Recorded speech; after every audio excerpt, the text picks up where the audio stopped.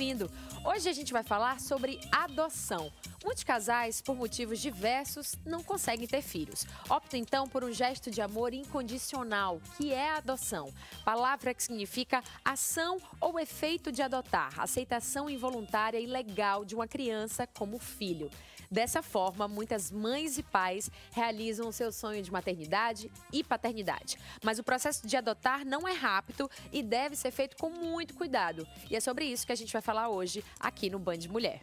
Qual o primeiro passo para adotar uma criança? Como é que a Bahia está hoje em relação à adoção? E o que é preciso para adotar? Basta ter vontade? Essas são algumas perguntas que as nossas convidadas vão responder para a gente hoje aqui no estúdio.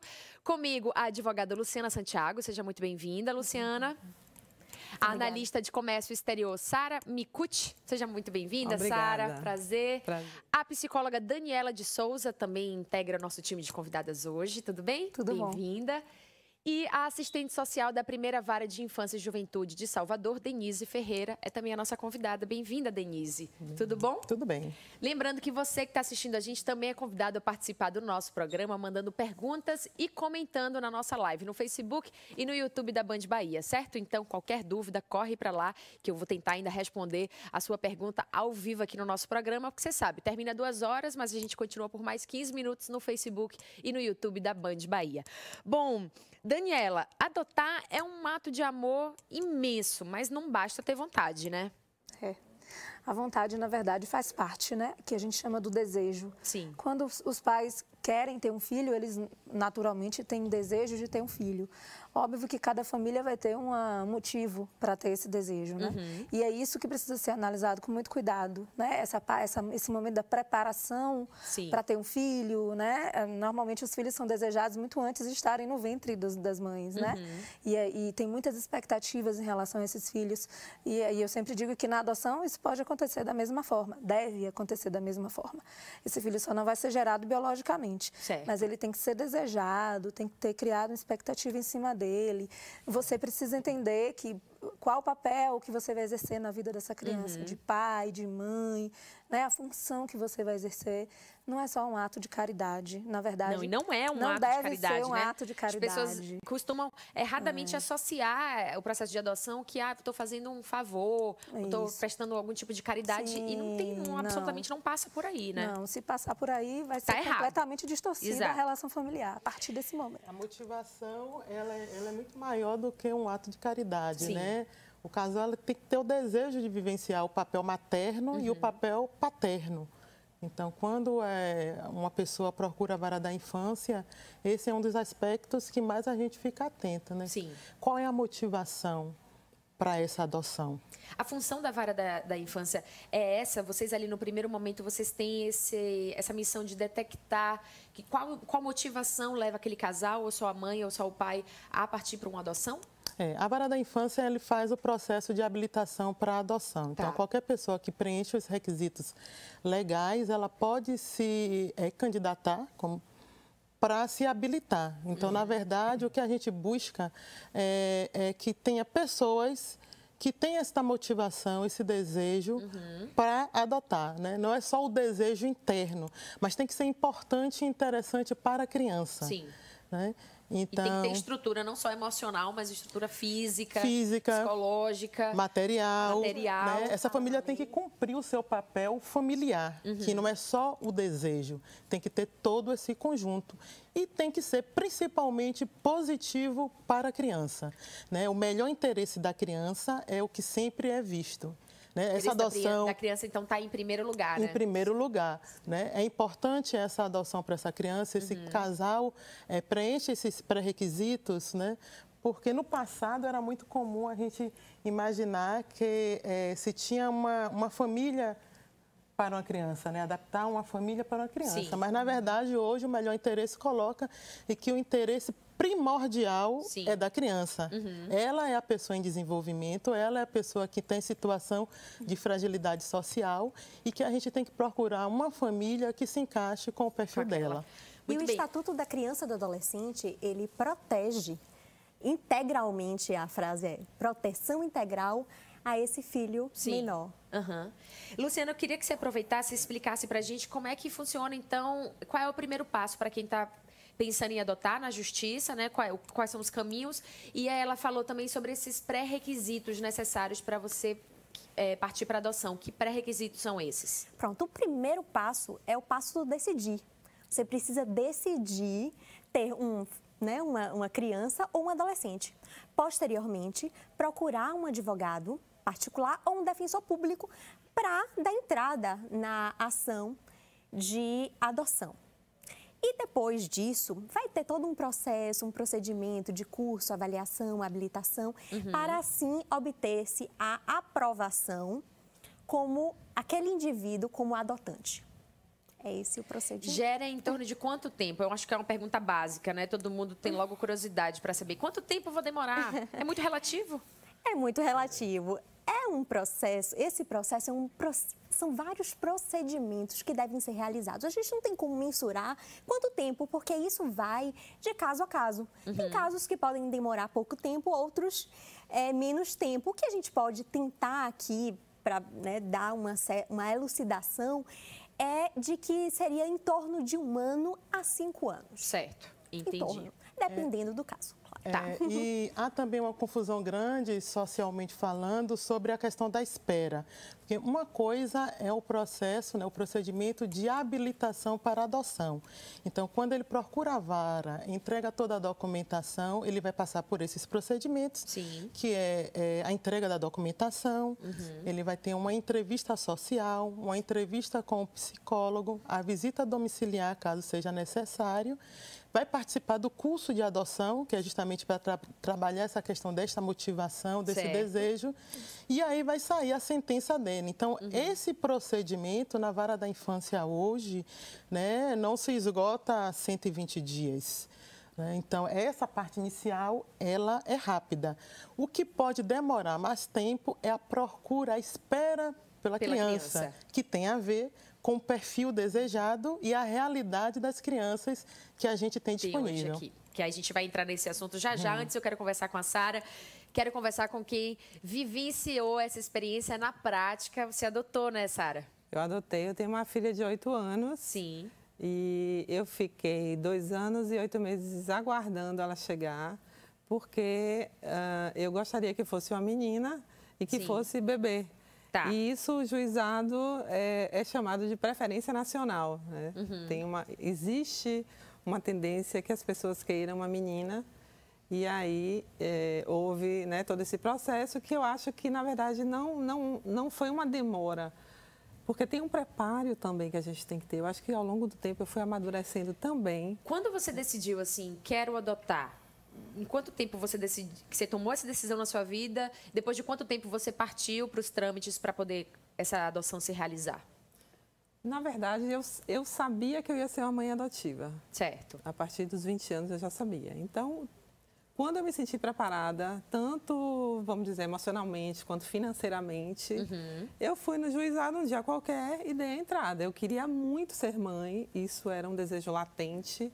Eu sou mãe solteira, eu não me casei, eu tinha um relacionamento estável na época, mas não estava casada. Mas o meu desejo era tão grande, falava tão alto, que eu fui sozinha e me dirigi, e a minha decisão estava extremamente tomada e eu fui em frente, independente de qualquer coisa. Fala-se que quando um bebê nasce uma mãe também, mas não necessariamente no momento em que a mulher passa pelo parto, passa pelo processo de parto. Muito diferente disso, talvez quando você encontra pela primeira vez, quando você pega e quando você abraça, você sente aquela energia ali, a troca daquela energia. Nesse momento também nasce uma mãe, né, Sara? Com certeza. O nome da minha filha é Suzy, quando ela, no momento em que eu estava num abrigo, que aconteceu, a pessoa trazê-la e eu tive uma troca de olhares com ela, eu disse, é a minha filha. Eu já tinha conhecido 3 crianças antes, e não tinha acontecido essa certeza, essa troca, e ali nasceu a mãe, sim. Claro que a gente tem o que a gente chama de gravidez do coração, é uma gravidez diferenciada, você não tem um período exato, que geralmente é os 9 meses. Você trabalha com incertezas, você não sabe quando ela vai chegar. Mas é uma espera, é um desejo muito grande de você conhecer a sua filha. Então, eu acho que eu virei mãe naquele momento. Como é que foi essa primeira vez que você viu a Suzy? Nossa, minha vida começou ali. Muito legal. Foi incrível, foi o que mais me marcou. Eu tive a certeza ali, um vínculo começava de amor, né? Porque eu acho que o amor você constrói, né? Tem gente que diz assim, não, foi amor à primeira vista, mas tem também uma idealização que todo mundo acha que isso vai acontecer. Não, eu acho que o amor você constrói. Então, ela foi para minha casa, a gente não se conhecia. E quando os filhos biológicos nascem, eles também têm essa questão da adoção, né? A mãe tem que acolher. Aquele momento ali é uma adoção. Tanto que tem algumas mães que têm depressão pós-parto e não conseguem acolher o filho naquele momento, né? Então, isso é ser mãe, né? Eu diria que ser mãe é você conjugar o afeto. Se você ama aquela pessoa, não importa se é o seu sangue ou não, mas se você convive, você decide amar e você, né, faz essa caminhada junto, isso é ser mãe ou ser pai. Amor não está no sangue, não, minha gente. Amor está no coração. Aí, quando bate, quando rola essa energia aí, já foi. Ó, alguns famosos, inclusive, contaram como foi esse primeiro encontro com seus filhos. Vamos ver. O primeiro encontro, o meu filho, o primeiro filho que eu encontrei foi o Ben. Foi indescritível o momento. Eu olhei para aquela criança e não acreditei, porque eu me vi nele. Eu achei que a gente era parecido fisicamente, daí eu estranhei a princípio. Eu falei, nossa, mas que bebê é esse que parece comigo? Quando eu olhei para uma mesa longa, essas mesas que tem 2 bancos baixos, assim, bancos inteiros, tinha uma menininha com um cabelinho Chanel, uma cara muito brava. E eu tenho essa imagem muito certa, assim, na minha cabeça, sabe? Quando eu me lembro, eu lembro dela abrindo a porta, eu olhando para ela, olhando para mim, e imediatamente a gente se abraçou.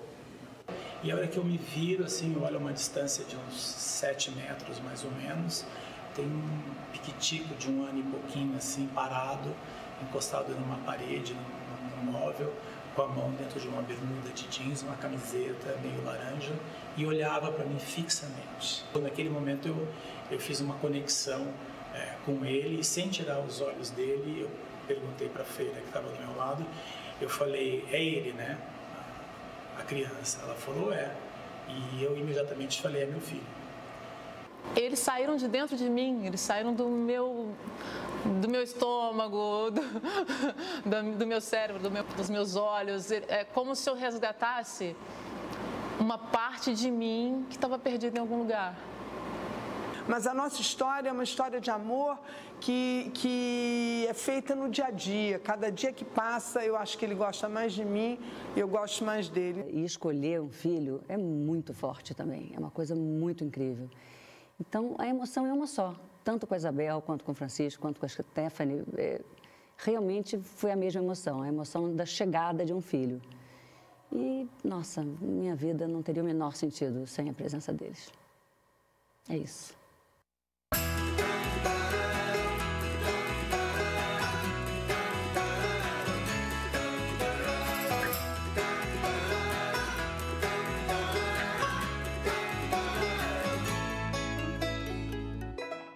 Ai, gente, lindo, né? Eu fico até emocionada.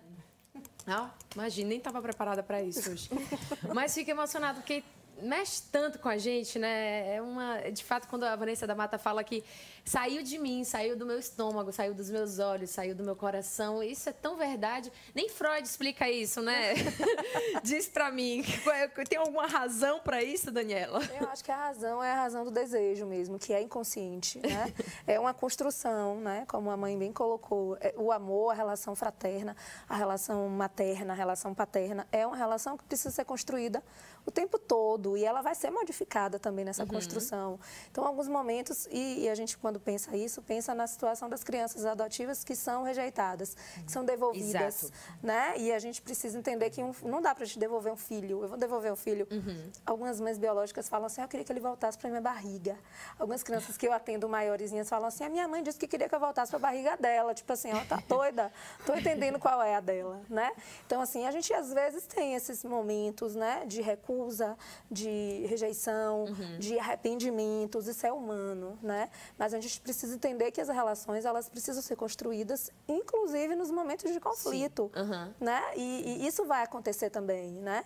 O amor materno, a gente é muito idealizado e romantizado, né? Bastante. A mãe, o pai, são... A maternidade, o pós-parto, tudo uma maravilha, amamentar, tudo beleza, muito romântico, e não é exatamente isso. A realidade, ela não é tão romântica assim. É verdade. Né? E a gente precisa entender que a realidade vai sempre dar lugar à fantasia que a gente cria antes de ter um filho, seja ele biológico ou não. Engraçado que eu tenho um filho que é biológico e ele foi criado separado do pai, e agora que quando ele completou 13 anos, ele disse que queria morar com o pai. Ele nunca morou com o pai. E ele idealizou esse pai, na verdade. E aí eu, óbvio, permiti que ele morasse com o pai, e já tem 2 anos que ele está, e disse que quer voltar agora, morar comigo, né? E assim, eu sinto que eu estou precisando adotar ele novamente, né? Porque são 2 anos sem esse filho no dia a dia, no cotidiano. Vai ser também uma nova fase para você, né? Vai ser uma readaptação de relação familiar, né? E aí eu sempre converso com ele, filho, você idealizou seu pai, que legal, você conseguiu desconstruir essa idealização. Agora você está de novo me idealizando enquanto mãe, e vamos ter que reconstruir uma relação nova de mãe e filho. E assim acontece com os filhos adotivos. É, verdade. Denise, a Luciana falou sobre esse processo que acontece, às vezes, de não adaptação, né, da criança com a família, da família com a criança. Como é que isso funciona na prática? Na prática, o que a gente percebe muito é que essa família, esse processo de idealização, né, ele ainda não foi muito bem amadurecido. Então, as poucas devoluções que a gente teve lá na primeira vara tem a ver com esse processo interno dessa família. Então, vivenciar a paternidade e a maternidade também é para os momentos difíceis. Então, aquela coisa que eu falei do início, da motivação. Você quer ser pai, você quer ser mãe, né? Tem toda aquela parte legal, mas também tem a parte que dá trabalho. Acorda de madrugada, penteia cabelo, tem birra, vomita, tudo que faz parte do universo de uma criança e, se for um adolescente, do universo de um adolescente. Então, você tem que ter esta motivação interna resolvida para dar conta dessa criança que chega até a sua vida. Porque quando você não tem essa motivação muito bem resolvida, a primeira coisa que a pessoa pensa, não, vou devolver. Né? Mas isso pode, Luciana, existe essa brecha? A pessoa pode devolver essa criança? Olha, é uma questão que envolve muitas outras questões. Porque, assim, a devolução, ela, em tese, não poderia ocorrer. Não é? Porque quando se entrega um filho, né, a uma mãe, né, adotiva ou biológica que seja, não é, Deus ou o próprio homem com a decisão judicial, não se cabe, não deveria se falar em devolução. Porém, existem casos e casos que devem ser, sim, analisados pela vara, pelo juiz da vara da infância e juventude, para que se analise esse melhor interesse da criança ou do adolescente. Porque isso é que sempre deve ser visado. O interesse e também a proteção integral desse menor. Porque a própria legislação, assim, qualquer pai, qualquer mãe pode chegar até a vara e dizer, olha, eu não quero mais estar com meu filho. Eu estou entregando ele à vara da infância. Adotado ou não. Isso não é crime. O crime é o abandono de incapaz, que é você deixar, né, solta uma criança sem nenhum tipo de proteção. Aí passa a ser um crime.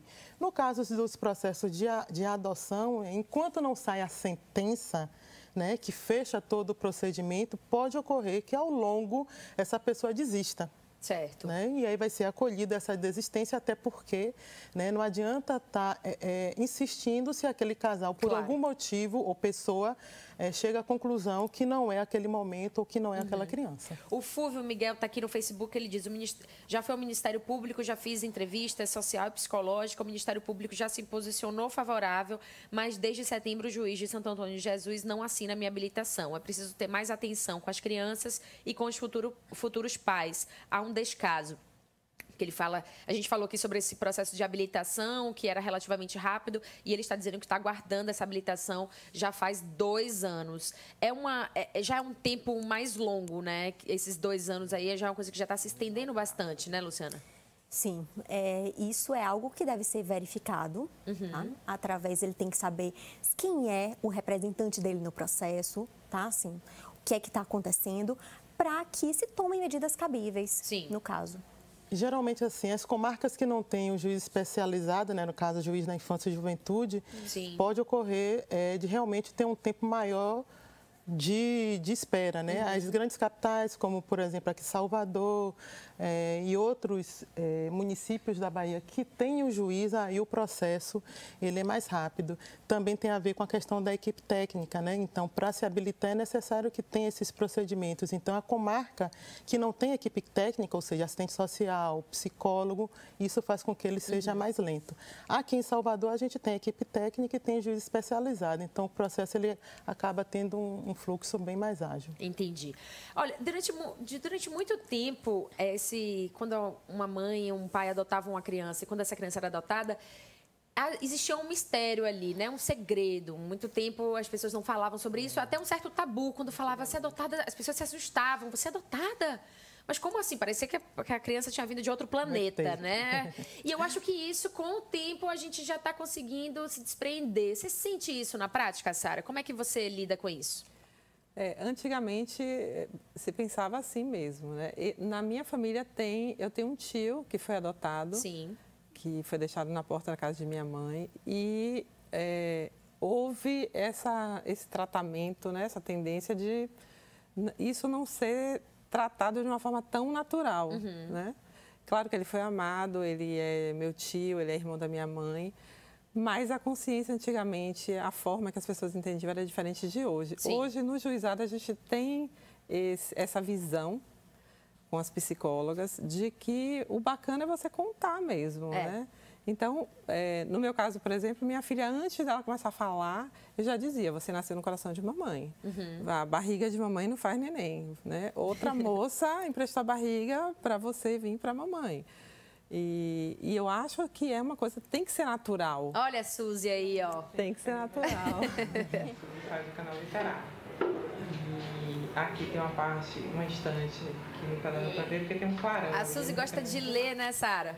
Sim, ela gosta muito de livro. Eu li ele Olha! Hoje, e eu peguei ele da Biblioteca Thales de Azevedo. Ai, maravilhosa! Eu tô pegando livros de algumas bibliotecas para falar aqui para vocês. Gente, a Suzy faz resenhas de livro na internet, né? Imagina! Ela lê e comenta, exatamente. Ela fala dos livros, indica. E hoje, claro, ela obviamente é muito bem aceita pela sua família. E como é que foi essa troca quando você apresentou a sua filha assim para o resto da sua família? Sempre foi natural lá em casa. Não houve sobressaltos. Claro que quando ela chegou, eu precisava conviver com ela. Durante um tempo ela era uma bebezinha, então eu fui me habituando àquela história de mãe de primeira viagem.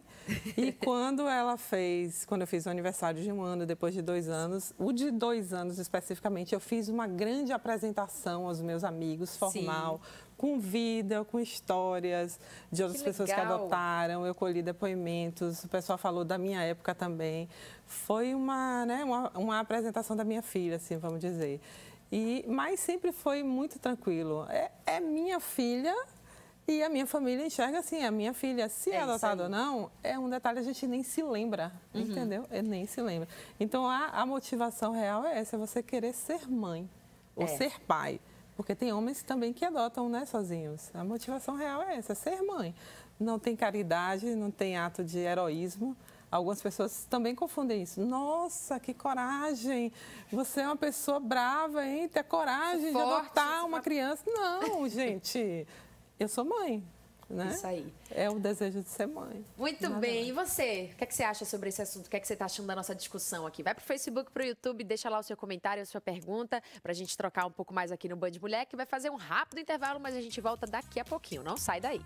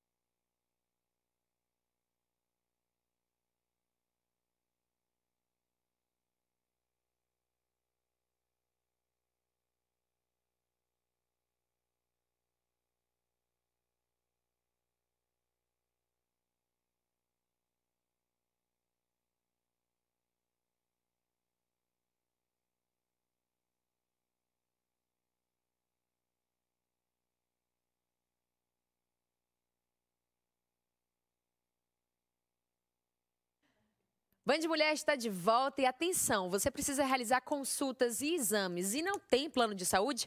Faça hoje o seu Previncar Saúde para toda a sua família a partir de R$ 59,90. Isso mesmo que você ouviu, viu? R$ 59,90. Só o Previncar é aceito nas melhores clínicas médicas, laboratórios, farmácias e dentistas de Salvador. E olha só, o Previncar Saúde não tem limite de idade e nem carência. Ligue 3203-0444, 3203-0444 e saiba mais. Está esperando o quê? A partir de R$ 59,90 você pode ter o seu Previncar e hoje tem promoção para os primeiros 100 que ligarem. Então ligue agora, 3203-0444 e faça o seu Previncar. O Previncar é meu, é seu, é de todos nós. Consulte condições no site previncar.com.br ou ligue 3203-0444.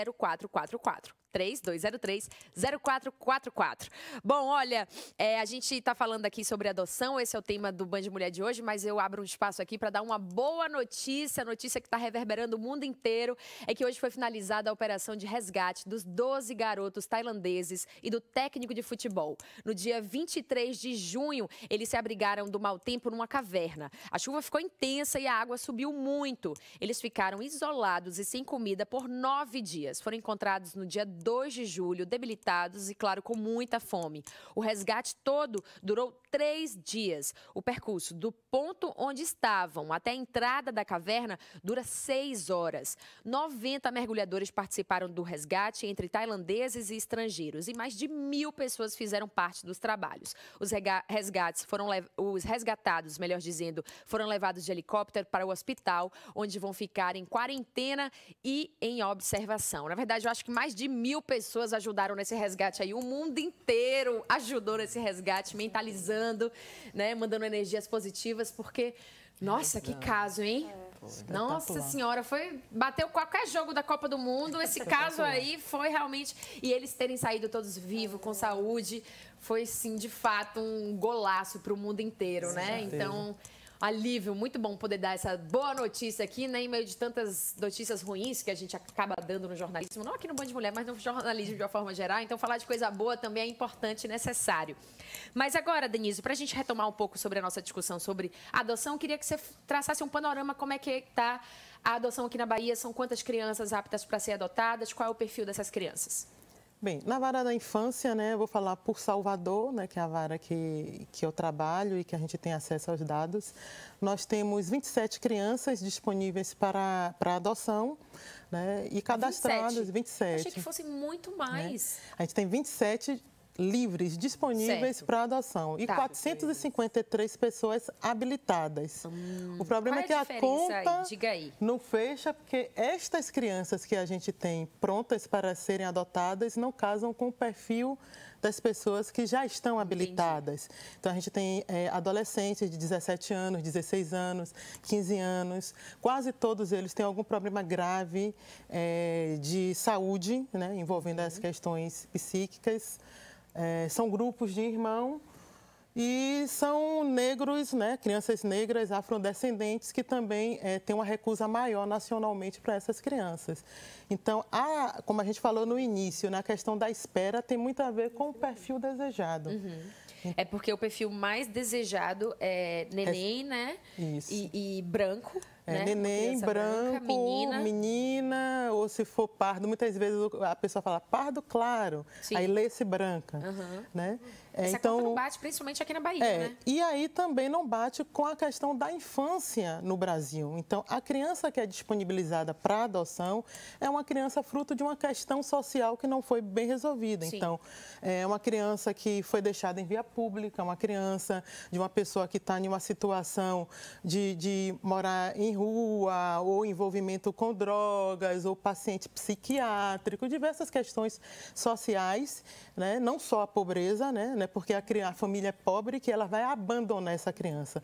Mas toda essa estrutura da malha social que interfere na capacidade da família de cuidar e desejar essa criança. Então, essa criança ela vai para a instituição de acolhimento e a centralidade é sempre na família. Então, o primeiro passo é tentar recolocar essa criança na sua família de origem, que necessariamente pode ser que não seja um pai ou a mãe, mas pode ser o tio, a tia ou a avó, que é a chamada família extensa, e depois desse trabalho feito, aí sim ela é indicada para a possibilidade de adoção. Então, há um grande mito, né, na sociedade, que quando vai na instituição de acolhimento, todos estão disponíveis para adoção. Na verdade, a gente tem cerca de 4% no Brasil de crianças que são órfãos e o restante tem família. Agora, essas famílias que estão se recuperando, que estão sendo trabalhadas para voltar a acolher essas crianças. A Denise trouxe, então, aqui falando sobre Salvador, 26 crianças aptas para serem adotadas e mais de 400 famílias, pessoas habilitadas para adotar essas crianças. E uma conta que não fecha. Essa realidade mostra como ainda somos preconceituosos, né, Daniela? Sim. Não só aqui na Bahia, não. Estou estendendo, inclusive, no Brasil inteiro. E o quanto a gente idealiza as pessoas que a gente quer se relacionar, que a gente quer criar vínculo, né? Como se os filhos biológicos fossem exatamente aquilo que a gente espera que eles fossem. Exato. Né? Muitas mães, quando estão grávidas, dizem que imaginam a criança de um jeito, principalmente quando faz ultrassom. Quando a criança nasce, é exatamente o contrário, ou bem diferente daquilo que imaginou, né? Então, assim, a gente tem essa tendência de se identificar nessa criança e esquece que essa criança também precisa se identificar com a gente. Sim. Né? Então, são questões, relações de identificações aí. Né? Então, e é preciso dar importância para isso. São crianças que estão numa situação de abrigo, que precisam, muitas delas, de uma relação familiar, né? Para o próprio desenvolvimento delas ser um desenvolvimento de mais qualidade, né? Porque muitas vezes falta justamente esse vínculo, o afeto e mais que o afeto, as identificações. Quando eu estou inserida num ambiente familiar, eu me identifico com meu pai, me identifico com minha mãe, me identifico com meu irmão, né? Crio minhas expectativas e projetos de vida em cima daquilo que minha família traz para mim como referência. E quando eu não tenho essas referências, eu vou criar em cima de quê? Né? A criança precisa, principalmente a criança precisa dessas referências. Luciana, você como advogada, quando entra, né, quando participa de um processo de adoção, você também parte para esse tipo de conversa? Sim, e é muito importante que seja realizada essa conversa com o adotante e também com todos os envolvidos, porque não é só o adotante, e sim a família que circunda. Todo esse processo não é só do adotante, não é? É da família. E é importante ressaltar, dentro desse contexto do que a gente está tratando, de que existe agora uma nova lei, já em vigor, né, de 2017, 2018, que trata de uma forma para tentar agilizar os processos de grupos de irmãos, de adolescentes com doenças crônicas e outros exemplos, casos específicos, que isso daí é trazido nessa nova alteração do Estatuto da Criança e do Adolescente. Sim. Acho bem importante frisar isso. Sara, quando você foi adotar a Suzy, o que é que você tinha na cabeça? Não a Suzy, na verdade, você nem a conhecia ainda, mas quando você foi partir para adotar, já estava no momento de conhecer a criança, o que é que você tinha na cabeça? Eu queria ser mãe.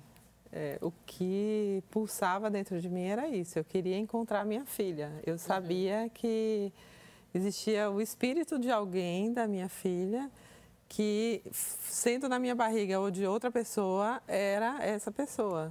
Era ela. Então, existia, como ela disse, um desejo muito grande e eu ficava, né, sonhando com isso o tempo inteiro. Sonhando. Tinha até uma música, aquela música de palavras de Cássia Eller, que eu sempre ouvia, ando por aí tentando te encontrar.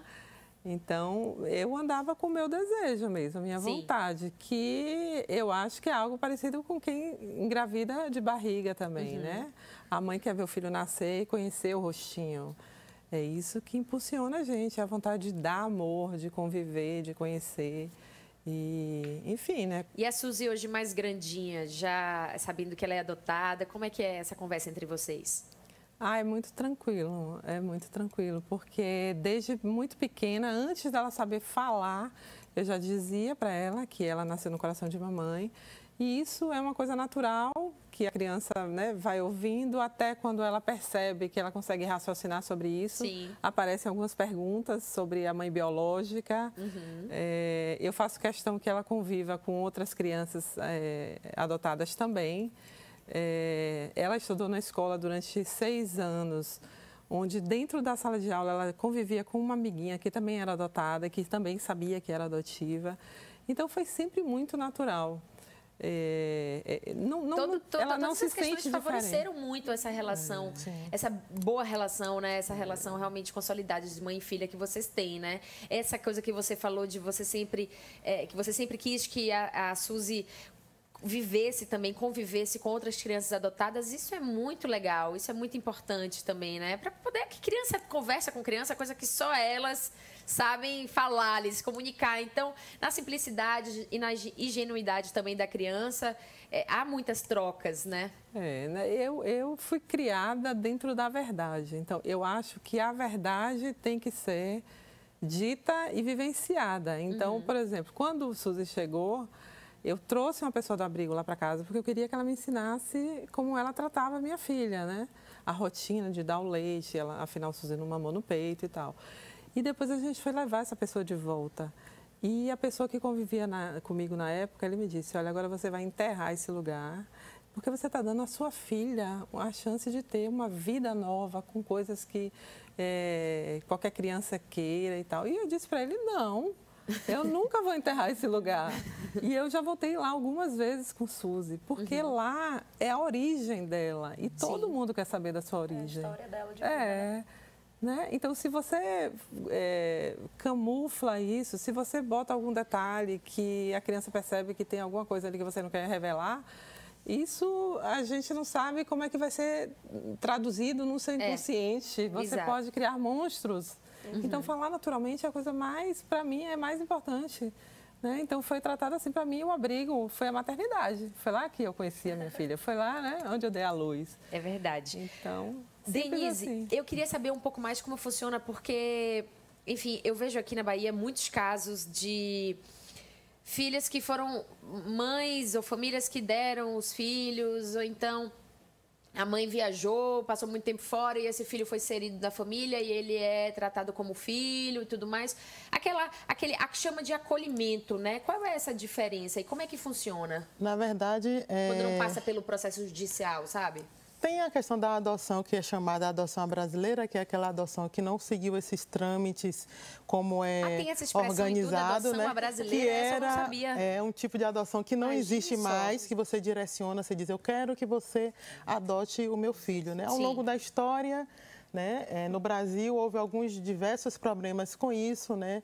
venda de crianças, negociação, e aí foi banida essa possibilidade. Então, quando a pessoa, de fato, deseja disponibilizar para a adoção, ela tem que procurar a primeira vara e fazer a entrega. A outra possibilidade é quando a mulher vai parir, que está na maternidade, ela coloca para a equipe técnica de lá que ela tem esse desejo, e é feito também um trabalho técnico e a entrega dessa criança. Então, todos os caminhos sempre perpassam ali pela vara da infância. Então, não existe, por exemplo, eu sou mãe e não quero mais estar com meu filho e eu falar assim, olha, toma aqui. Não. É seu, pra eu adoção, sou mãe não. e eu tenho esse direito. Para adoção, não. Só se fosse, por exemplo, uma guarda. Você quer que aquela pessoa, por algum tempo, né, ela cuide de seu filho. Aí seria uma guarda. Mas a adoção, que é um ato para sempre, ele tem que passar por esses processos. Por quê? Porque essa pessoa que está lá no cadastro é uma pessoa que já passou por todos os trâmites. Então, já foi verificado se ele tem algum tipo de processo referente à criança ou outras situações. Foi feita uma avaliação psicológica, uma avaliação social. Então, o Poder Judiciário sabe que essa pessoa, quem ela é e onde ela existe. Quando uma pessoa entrega para outra e a outra fica com essa criança durante um tempo e só depois vai regularizar, a gente não sabe quem está cuidando dessa criança. Tem essa proteção integral, né, que é a obrigação tanto da sociedade, da família como do Estado, ela fica fragilizada. Então, como proteger quem a gente não sabe que existe?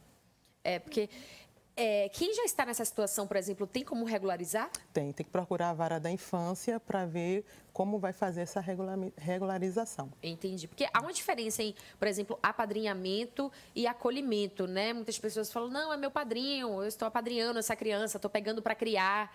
Mas não é assim que funciona. O apadrinhamento é um programa, né, que tem na vara da infância, funciona também em outras comarcas, como Rio de Janeiro e outras, que você procura a vara da infância e lá é feito também uma triagem para saber quem você é, uma entrevista social, psicológica. E aí tem 3 possibilidades de apadrinhamento. O afetivo, que é aquela criança que você vai ter um certo contato, que você vai acompanhar na escola, que você vai ser uma referência familiar na vida dessa criança, né?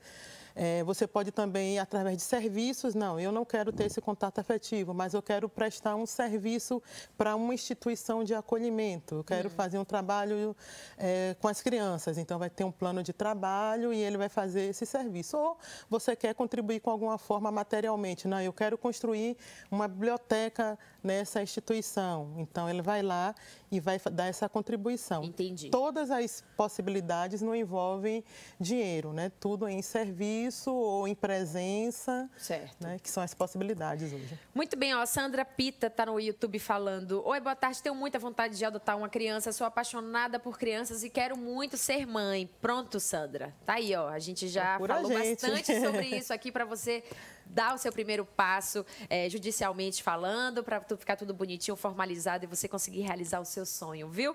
Bom, nosso programa está terminando, mas só aqui na TV, viu? A gente continua por mais 15 minutos no Facebook e no YouTube da Band Bahia, então ainda dá tempo de você mandar o seu recado por lá. Amanhã estamos de volta, ao 15 da tarde, para falar sobre doenças sexualmente transmissíveis. Vamos tirar todas as nossas dúvidas e eu espero por você. Até lá!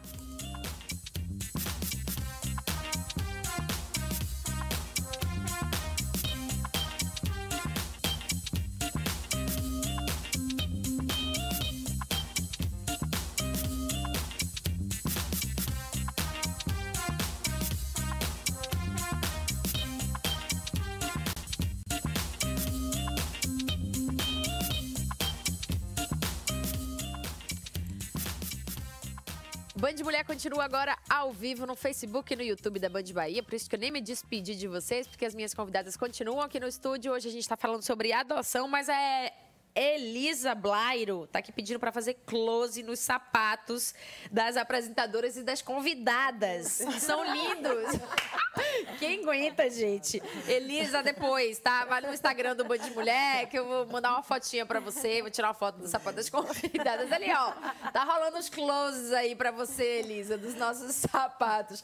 Mas vamos voltar ao nosso papo aqui. Hoje a gente tá falando sobre adoção, que é um assunto muito sério, porque precisa de muito cuidado, muita cautela. Também muita gente parte para um processo de adoção querendo que aquilo aconteça logo, querendo que tudo seja muito rápido. E pode acontecer algumas frustrações, decepções no meio do caminho. Isso também faz parte desse processo. Como lidar com essas decepções, essas eventuais frustrações que podem acontecer?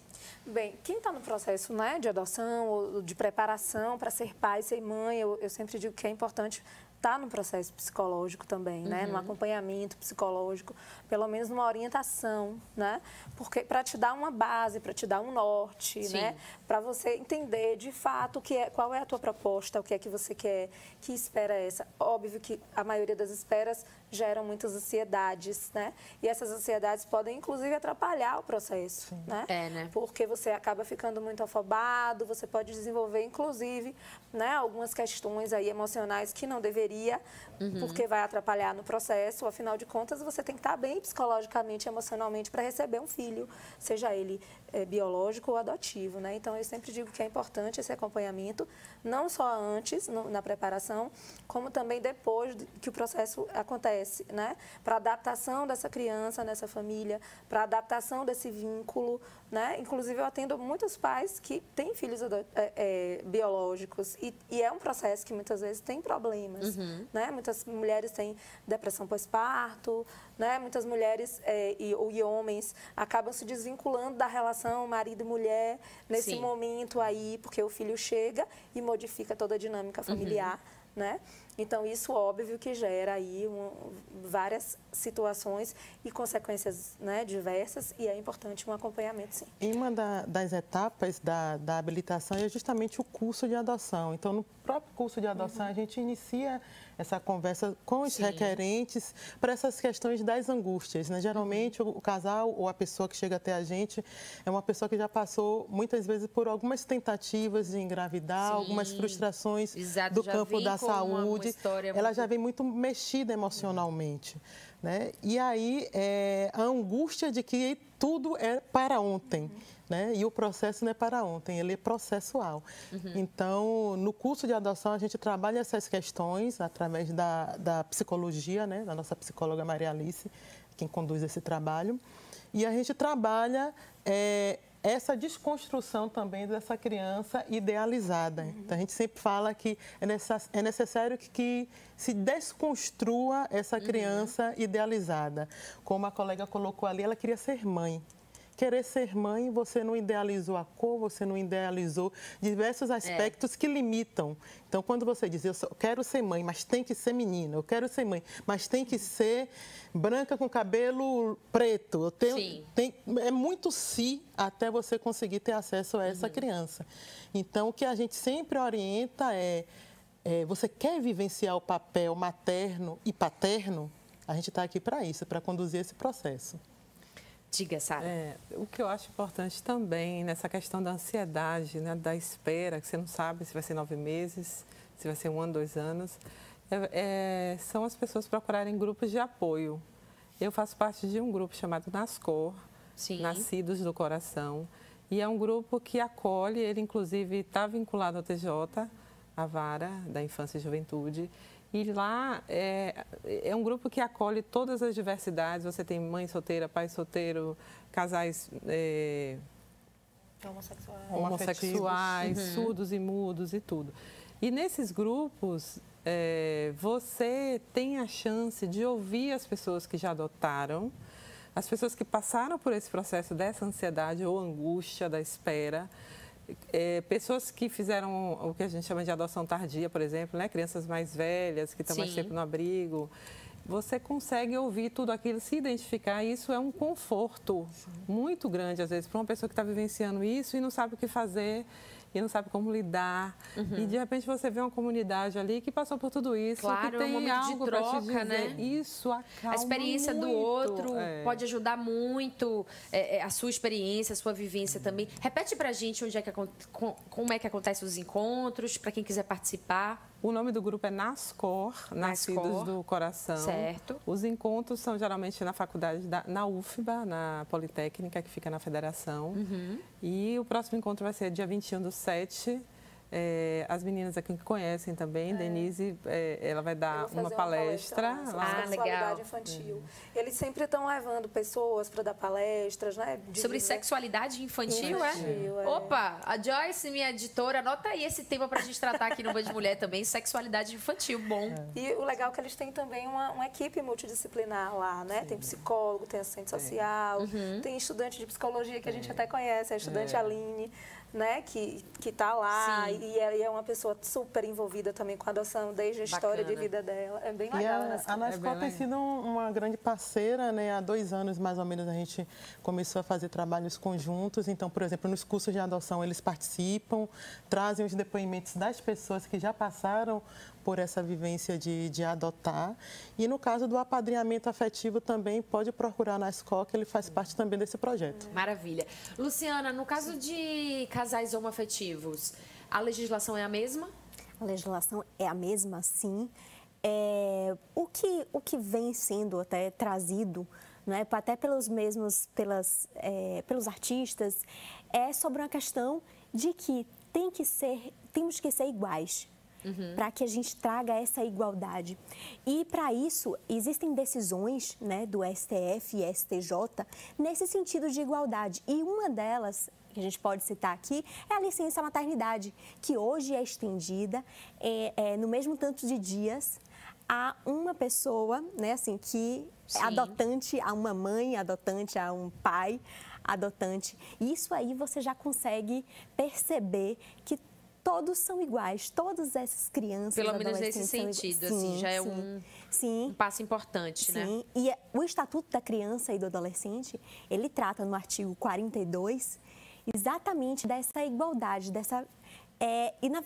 a gente traz isso na legislação, mas a gente também tem que trazer essa concretude, que é isso daí que é o importante, não é? Porque eu não vejo, não é difícil a gente encontrar um casal homoafetivo, né, mulheres ou homens, falando da dificuldade de adotar por serem homossexuais, por relatarem por essa escolha, eles têm mais dificuldade. Isso acontece mesmo? Como é que funciona, Denise? Na vara da infância, né, como a colega colocou, né, os trâmites legais é o mesmo de qualquer outro casal. Hoje a gente tem no cadastro cerca de 24 casais homoafetivos, né, homens e mulheres, e que passa pelo processo normalmente como qualquer outra pessoa. Então, para a gente, o que vale é a avaliação daquelas questões que a gente colocou aqui, desejo, motivação, né, toda essa estrutura familiar que esse casal vai oferecer. Existe alguma coisa assim, tem que ser casado no papel? Não. Tem que ter união estável. Ele tem que, se for como casal, ele tem que comprovar que tem uma união ali daquele casal. Né? Ou se for individual, uma pessoa também pode ser individual. Entendi. Né? No cadastro, atualmente, a gente tem 70 pessoas solteiras cadastradas, né, para adotar. E o trâmite é sempre todos iguais. Mesma oportunidade para um casal é dada para uma mãe solteira ou um pai solteiro. Né? O pessoal pergunta, porque eu sou solteira vai ser diferente? Vai demorar mais? Né? Eu vou ficar abaixo na fila? Não. Tudo a mesma situação. Se preencher os requisitos, e é bom dizer, a motivação é tudo igual. Isso. E é bom dizer que o Estatuto da Criança e do Adolescente, ele fala que são aptos a adotar os maiores de 18 anos, independentemente do estado civil, se casados ou solteiros. Desde que o adotante, ele seja pelo menos 16 anos mais velho que o adotado. É isso que diz. A gente tem até algumas informações aqui que a gente trouxe um passo a passo de como adotar, passo 1, passo 2, quais são os pré-requisitos aqui que pra gente falar sobre isso. A Aline Cristina está aqui no YouTube e ela está falando para divulgar as próximas reuniões da Nascor, que acontecerão dia 14 de julho em Camaçari, no Teatro Alberto Martins, e no dia 21 de julho aqui em Salvador, na UFBA.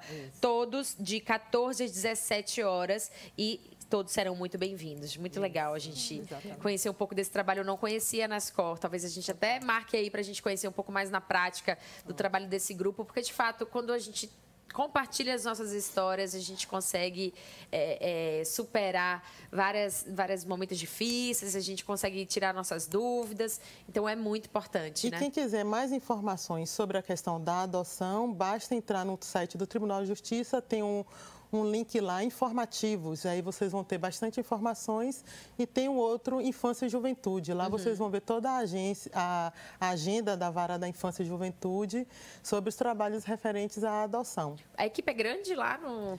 A equipe não é grande para a demanda que a gente tem, né? Aqui, infelizmente. Ó, mais ou menos, as colegas estão ali meio médio. A equipe ainda é mínima, né? Mas a vontade ainda é grande. Que bom. Então, esse ano a gente fez um evento bem interessante, que quem quiser acompanhar pode olhar no site, que foi o seminário comemorativo, o 4º seminário Adoção, Mitos e Verdades, né? A Nescol também estava lá. A gente trabalhou esse ano a questão de gênero, porque a gente compreende que trabalhar com as pessoas que querem ser pai, ser mãe, a gente tem que trazer as temáticas do universo da criança e do adolescente. Então, gênero faz parte, né? A sexualidade faz parte, né? Para que esse casal, essa pessoa saiba que tudo isso faz parte do papel materno e do papel paterno. Né? Quando dá um probleminha, vou devolver. Não, quem resolve é a família. Né? Faz parte do pacote criança ou adolescente. Bons momentos e os não tão bons assim. Faz parte. Faz parte, né? E o Vidal Campos está falando, boa tarde, meninas. Sou o Vidal Campos, coordenador da Nascor. Reunião sempre no 3º sábado de cada mês em Salvador, bimestralmente em Feira de Santana. E estamos iniciando a reunião em Camaçari também. A Nascor, todo mundo aqui assistindo o Band Mulher de hoje, que está chegando ao final, até no Facebook e no YouTube. Nosso tempo passa rápido, mas eu queria agradecer imensamente a presença de vocês aqui, compartilhar suas histórias. Sara, muito obrigada. Adorei conhecer sua história, adorei conhecer a Suzy. Já vou seguir no YouTube. Já vou ficar de olho nas resenhas dos livros. Maravilhosa. Muito obrigada a você que também esteve aí assistindo o Band Mulher. Uma ótima tarde. Amanhã estamos de volta falando sobre doenças sexualmente transmissíveis, hein? Vamos tirar todas as nossas dúvidas. Eu te espero a partir de 1h15 da tarde. Tchau.